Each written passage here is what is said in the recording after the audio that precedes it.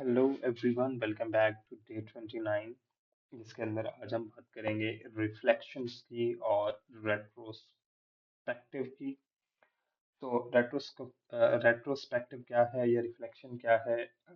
इसको बताने से पहले मैं अगेन थोड़ा सा आपको रिपीट करना चाहूँगा कि फर्स्ट 25 डेज के अंदर I actually emphasised about your design process, your workflows, learnings,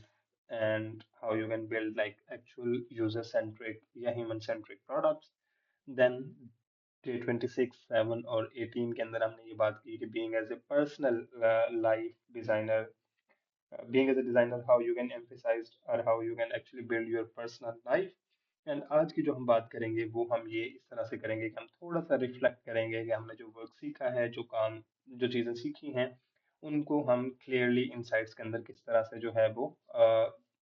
लेके आ सकते हैं, right?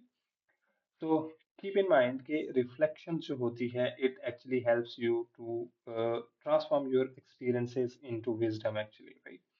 You need to deliberately pause yourself and then look back into those things जो कि आपने recent past के अंदर या recently की होती हैं, और उनके अंदर काम उनको सोचने के लिए, उनके ऊपर रिफ्लेक्ट करने के लिए आपको दो चीज़ों की ज़रूरत होती है. First one is slowing down your life, like you have to take 20 to 30 minutes after a major milestone या आपने जो भी काम किया होता है, you just need to stop yourself for a few more minutes, for a few minutes, and then you need to be curious about those things कि आपने जो काम किया है वो क्यों किया है, वो किस लिए किया है, right? And who is going to get the benefit from this work, या जो भी आपने काम किया है वो दूसरों की लाइफ के ऊपर किस तरह से जो है वो इम्पैक्ट क्रिएट करेगा. This is what actually the reflection is. जब आप कोई भी प्रोजेक्ट के ऊपर या पर्सनल लाइफ के अंदर या किसी भी टास्क के ऊपर रिफ्लेक्ट कर रहे होते हैं तो आपने कुछ क्वेश्चंस खुद से करने होते हैं, और उनमें पहला क्वेश्चन होता है what work really well. Mean जब आप डिसीजंस ले रहे होंगे और उन डिसीजंस की बेस पे आप कोई भी प्रोजेक्ट डिजाइन करेंगे, तो उस प्रोडक्ट के अंदर आपने अपने आप से ये क्वेश्चन करना है कि उन डिसीजंस के अंदर what which pattern actually actually went very well for you. कौन सा प्रोसेस आपने फॉलो किया जो कि आपको बहुत अच्छा लगा, कौन से ऐसे डिसीजंस आपने लिए जो डिसीजंस आपको लगते हैं कि वो आपको हेल्पफुल रहे, या मे बी हो सकता है कि कौन सी ऐसी लाइक प्रैक्टिसेस थी जिन प्रैक्टिसेस ने आपको हेल्प किया है to build this project successful, right? Number two होता है व्हाट एक्चुअली फेल्ड. लाइक आपने ऑब्वियसली एक प्रोडक्ट के अंदर एक पूरा प्रोसेस किया होता है, और उस प्रोसेस के अंदर बहुत सारे स्टेप्स होते हैं, और उस स्टेप्स के अंदर आपने फिर ये चीज़ें पिन पॉइंट करनी होती हैं कि इस पूरे प्रोसेस के अंदर, इस पूरे प्रोजेक्ट के अंदर आपके लिए कौन सी ऐसी चीज़ें थी जो कि गैप रहे, और या फिर वो गैप जो है जो कि आपके अजम्पशंस की बेस पे भी हो सकते हैं कि इन अजम्पशंस के ऊपर आपके लिए फ्रिक्शन काज हुई, और यहाँ पे आपको लर्निंग के अंदर प्रॉब्लम आई, यहाँ पे आपको डिसीजंस लेते लेते हुए प्रॉब्लम आई. So these are the things जो कि आपको पॉइंट आउट करनी होती हैं. नंबर थ्री पे होता है what actually surprised you. So surprise क्या होता है कि आप इस तरह से लाइक एक प्रोसेस को एक्सपेक्ट नहीं कर रहे होते जिस तरह से वो बिहेव हो जाता है या जिस तरह से वो बिहेव करता है, राइट? तो कुछ ऐसी चीजें होती हैं जब भी हम डिजाइन कर रहे होते हैं, या मे बी कुछ ऐसे प्रोसेसेस होते हैं कि जिस तरह से हम उनको उम्मीद कर रहे होते हैं, जिस तरह से हम उनको एक्सपेक्ट कर रहे होते हैं, वो उस तरह से नहीं हो पाते. So actually they surprised us in a different way, and उस सरप्राइज का जो रिजल्ट होता है, जो आउटकम होता है, वो डिफरेंट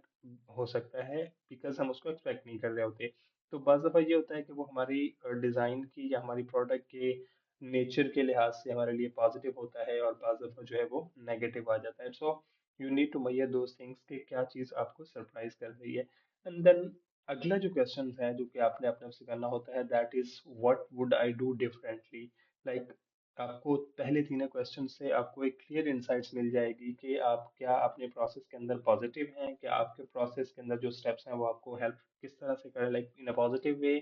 और you need to specifically change something जब भी आप फ्यूचर के अंदर किसी भी प्रोडक्ट के ऊपर काम करने आ रहे हैं, राइट?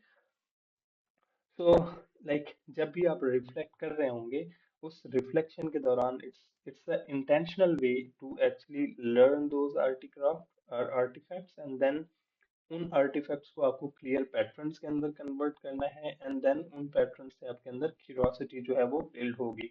तो जब आप किसी भी आर्टिफैक्ट को लर्न कर रहे होते हैं या उसके ऊपर रिफ्लेक्ट कर रहे होते हैं, तो you have only three steps. पहला स्टेप्स होता है ऑब्जर्व करना. आपको कंक्रीट एविडेंस चाहिए होता है अपनी रिफ्लेक्शंस के लिए,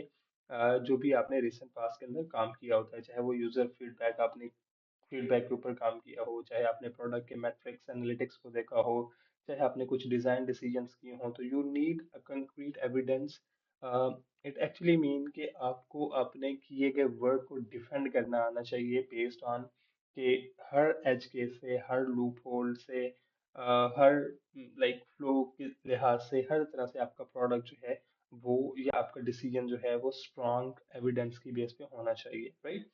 देन इंटरप्रेट। सो इंटरप्रेट का मतलब ये होता है कि आप अपने उस डिसीजंस को, उस एविडेंस को प्रेजेंट किस तरह से करते हैं, उसको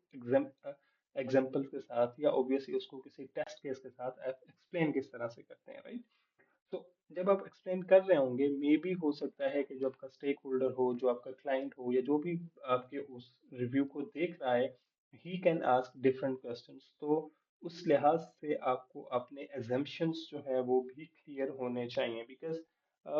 अब जब आप प्रोडक्ट डिजाइन कर रहे होते हैं या कोई भी प्रोडक्ट बना रहे होते हैं, तो उसके अंदर कुछ भी आपके पास रियल टाइम पे एक्चुअली उस टाइम पे मे भी हो सकता है कि मिस हो या ना हो। तो उसके लिए आपके पास उसके लिए क्लियर टेस्ट केसेस होने चाहिए कि ये टेस्ट अप्लाई होगा या ये केस होगा तो इसका रिजल्ट ये चीज आएगी। एंड देन थर्ड स्टेप होता है अप्लाई। एक्चुअली अप्लाई मीन कि आप एक्सपेरिमेंट करते हैं, एंड देन ऑब्वियसली उसको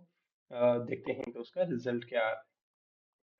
तो जब आप उस प्रोजेक्ट को कंप्लीट कर लेंगे तो उसके अंदर, और स्पेसिफिकली जब आप उन चार क्वेश्चंस का आंसर कर लेंगे, तो उस क्वेश्चंस के अंदर आपको अपने अकॉर्डिंग अपनी लाइफ, अपने पैटर्न्स, अपने डिसीजंस, अपने थॉट प्रोसेस के ऊपर एक क्लियर इंसाइट मिल जाएगा, जिसकी आपके केस में हिडन कास्ट भी हो सकती है या हिडन बेनिफिट्स भी हो सकती है, जो कि आपको फेलियर्स की तरफ भी लेके जा सकता है और अपॉर्चुनिटीज की तरफ भी लेके आ सकता है। तो जब आप नेक्स्ट प्रोजेक्ट के अंदर आएंगे तो you don't need to repeat that mistake, जो कि आपको अपने प्रोडक्ट के अंदर या पिछले प्रोसेस के अंदर जो है वो नजर आई होंगी।